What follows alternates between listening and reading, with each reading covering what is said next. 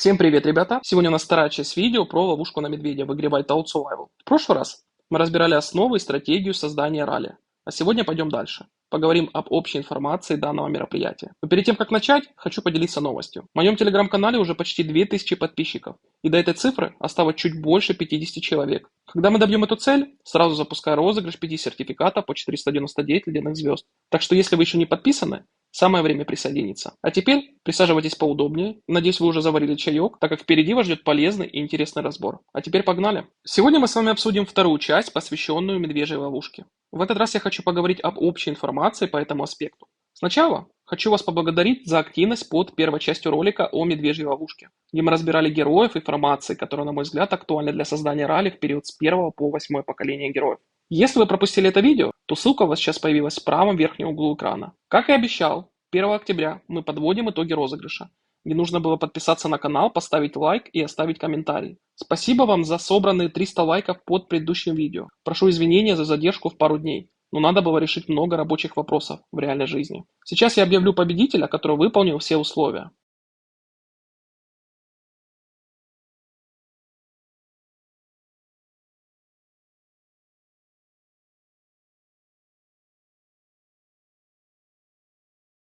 Если в этот раз удача была не на вашей стороне, не расстраивайтесь. В этом видео стартует новый розыгрыш в том же формате. Ваша задача подписаться на канал, поставить лайк этому видео, любой комментарий с указанием ID вашего аккаунта в конце. Ваш ID вы можете посмотреть в этом меню.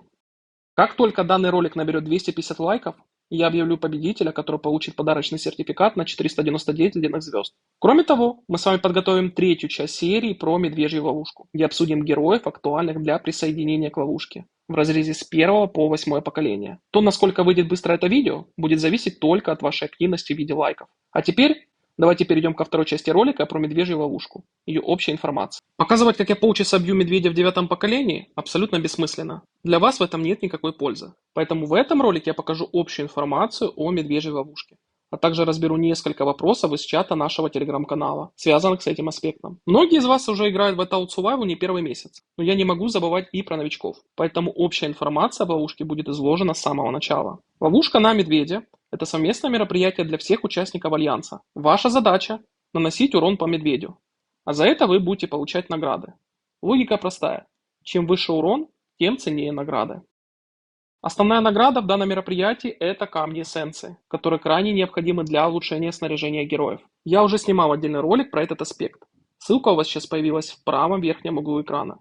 Рекомендую посмотреть его после просмотра данного ролика. Помимо камней эссенции, за участие вы также будете получать ящики удачи со снаряжением героев, компоненты опыта, жетоны Альянса для покупок в Альянсовом магазине и, конечно же, ресурсы, которые особенно полезны на старте игры. Не стоит забывать и про эксперта Сирилу, которая помогает получать больше наград. О ее функционале мы с вами поговорим немного позже. Также вам советую заглядывать в раздел «Достижения на охоте». Там выдаются дополнительные награды за промежуточный урон, но получить их можно только один раз. Например, у меня закрыты награды вплоть до 20 миллиардов урона, а следующую награду я могу получить при достижении 24 миллиардов в рамках одного ивента. Раньше в игре была возможность участвовать только в одной медвежьей ловушке. Это было, мягко говоря, неудобно, ведь игроки находятся в разных часовых поясах. Около полугода назад разработчики добавили возможность запускать две ловушки Альянса. Теперь каждый участник может выбирать оптимальное время для участия. Например, у меня в Альянсе это 15 и 19 по ЮТС. Также не стоит забывать после каждой ловушки пополнять стрелы для усиления урона по медведю. Наконечники для стрел добываются при убийстве зверей на маяке. Поэтому руководителям Альянса важно следить, чтобы к началу события стрел хватало на максимальный 5 уровень, который дает плюс 25% к атаке по медведю. Теперь давайте перейдем к самому участию в мероприятии. Как вы все знаете, принимать участие можно только один раз в 2 дня, но при этом бывают разные игровые ситуации, которые мы сейчас с вами разберем. Например, если я сегодня пропустил ловушку на медведя в 15 ЮТС, и 19 ЮТС у меня в Альянсе, то в тот же день до рестарта я могу поучаствовать в ловушке другого Альянса, а затем уже послезавтра снова принять участие у себя. Вариант участия в 2 ловушках в один день невозможен. По такому же принципу, если вы сегодня уже участвовали, то в следующий раз сможете участвовать только послезавтра. Надеюсь, вы понимаете, о чем речь. Ведь время от времени игроки спрашивают, можно ли как-то обмануть систему? Сразу отвечаю, нет. Между вашей игрой должно обязательно пройти 2 рестарта. В любом случае важно помнить, что при выборе Альянса одним из ключевых факторов комфортной игры является время проведения мероприятий, в том числе и ловушки на медведя. о которой мы сейчас и поговорим. Ну и, конечно же, сам актив, так как бить медведя в несколько человек достаточно скучно и неоправданно. Что касается расположения ловушки, то в первую очередь это забота руководителей Альянса. Если вы являетесь одним из них и у вас возникают сложности с размещением, то можете заглянуть в мой телеграм-канал. Там вы найдете несколько вариантов таблиц с удобными схемами расположения ловушки для участников Альянса. Теперь давайте разберем, какие факторы влияют на урон в ловушке на медведя. Прежде всего нужно понимать, что внутри ловушки находится пехота с определенным уровнем защиты. Она не наносит урон, а потому в любой боевой формации чаще всего используют больше всего лучников, так как они наиболее эффективны против пехоты. В ловушке на медведя пехота играет такую же роль, что и в ПВП. Она выступает подушкой для ваших копейщиков и лучников, прикрывая их. В ходе теста мы выяснили, если отправлять марш без пехоты, урон будет нестабильным и колебаться, чаще всего в худшую сторону. Чтобы стабилизировать урон, наносимый лучниками и копейщиками, в марше необходимо использовать хотя бы одного пехотинца. Лично я всегда ставлю одного при создании ралли на медведя. Кто-то использует 1%, кто-то 10%. Все будет зависеть от количества войск у каждого из вас, поэтому универсального рецепта здесь нет. Что касается формации при создании ралли, мы их уже обсуждали в предыдущем ролике про медведя. Там же вместе с ребятами подготовили для вас таблицу с соотношением войск, которая, на мой взгляд, является самыми оптимальными. Если вы еще таблицу данную не видели, то можете найти ее в моем телеграм-канале. Теперь давайте поговорим о факторах, которые увеличивают урон в ловушке. То, что влияет именно на ваш рейд. Первый фактор – это ваше снаряжение и талисманы губернатора. За счет повышения показателей смертоносности и атаки ваших войск, ваш урон по медведю будет заметно выше. Второй фактор – это снаряжение героев. Улучшая приоритетные атрибуты, вы повышаете свою смертоносность, которая напрямую влияет на урон в ловушке. Приоритеты мы уже подробно разбирали в ролике про снаряжение героев. Если вы еще не видели его, то ссылка у вас появилась в правом верхнем углу экрана. Третий фактор – это сами герои. В каждом поколении есть определенные персонажи, которые особенно полезны в ловушке на медведя. Например, Джеронимо. Это один из лучших пехотинцев для этого события. А вот копейщик, по моему мнению, считается Мия. Я до сих пор ее использую даже в 9-м поколении героев.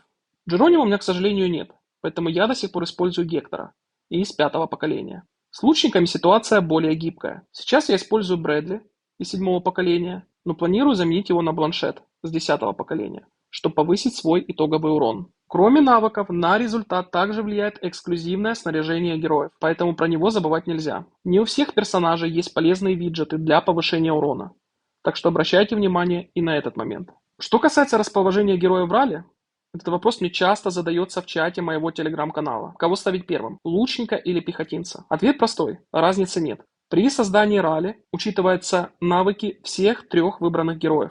Помимо этого, их эксклюзивное снаряжение.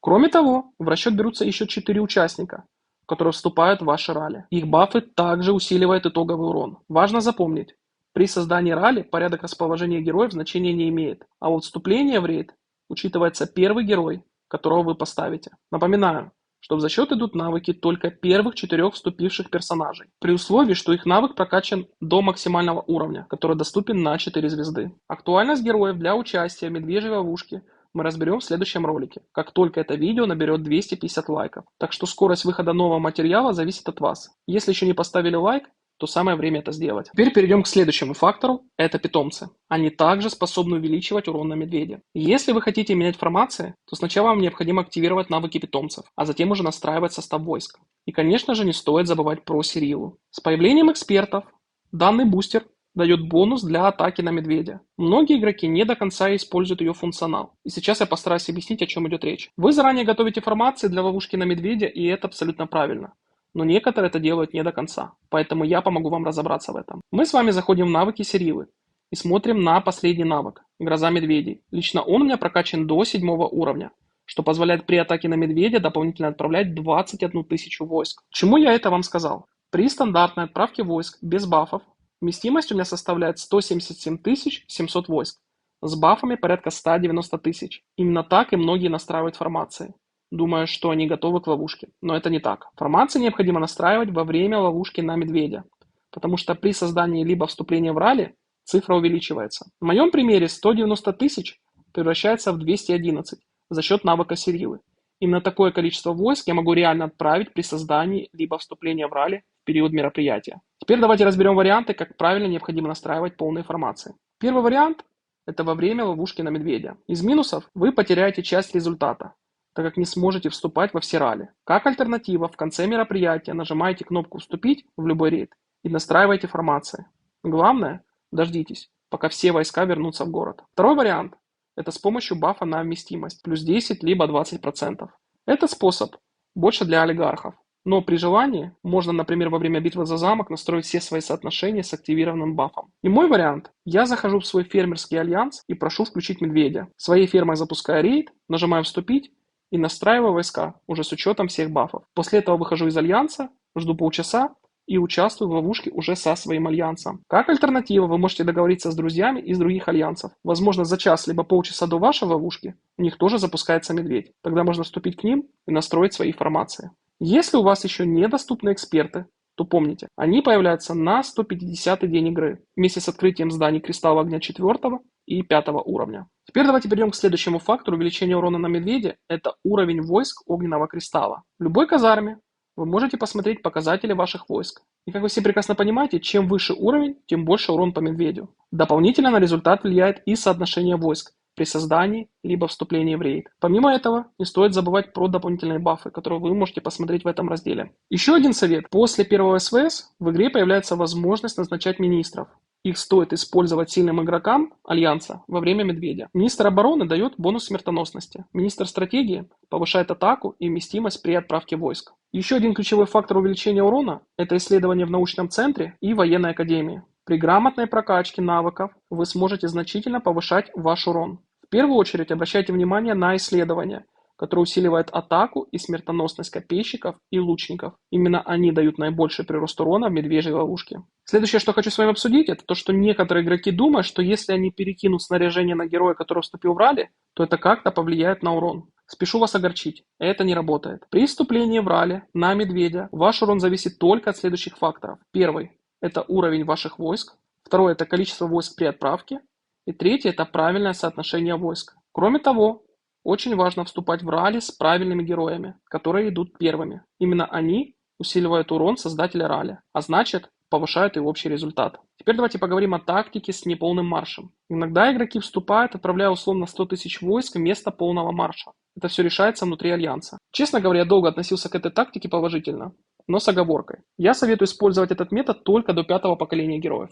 Почему так? По моему опыту, начиная примерно с 5-го поколения героев, даже игроки без доната, если они не сливаются в ноль на СВС и продолжают развиваться, они уже способны собрать до 7 маршей с полным количеством лучников для комфортной игры на медведя. И если же дальше использовать неполные марши во вступлении, то страдать будут в первую очередь сильные игроки. Вместо того, чтобы носить максимальный урон, благодаря своим навыкам и бустерам, они отправляют лишь часть войск и теряют общий результат. Я сам поддерживал эту тактику вплоть до появления Сиривы.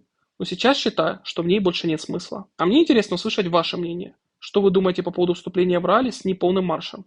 Напишите об этом обязательно в комментариях, и мы с вами это обсудим. И теперь хочу сказать пару слов от себя про ловушку. Я считаю это мероприятие очень важным в игре, особенно для игроков без доната. Именно здесь есть отличная возможность раз в 2 дня получать камни эссенции и другие полезные награды. Поэтому не пропускайте ловушку и выделяйте полчаса на участие. Награды того стоят. И, конечно же, не забывайте ставить для себя промежуточные цели. Допустим, я не гонюсь за общим уроном по медведю. Награды за урон у меня в целом всегда одинаковые. Зато моя первая цель – это улучшение урона в собственном ралли. На сегодняшний день я поставил себе планку нанести 500 миллионов урона по медведю именно в своем ралли. Как только я смогу этого достичь, обязательно поделюсь с вами в шортс. Кстати, я уже около 3 месяцев не использовал свои ресурсы. И надеюсь, что улучшения, которые я буду использовать в следующем мероприятии «Король Ледяного поля», помогут мне добиться этого результата. Ну что ж, друзья, на этом вторая часть разбора ловушки на медведя в Whiteout Survival подходит к концу. Надеюсь, данная информация была для вас полезна. И теперь самое интересное. Чтобы прямо сейчас поучаствовать в розыгрыше одного сертификата на 499 ледяных звезд, нужно выполнить всего несколько шагов. Первое – это поставить лайк под этим видео. Второе – подписаться на канал, если вы еще этого не сделали. И, конечно же, оставить любой комментарий под этим видео. И в конце добавить ID своего аккаунта.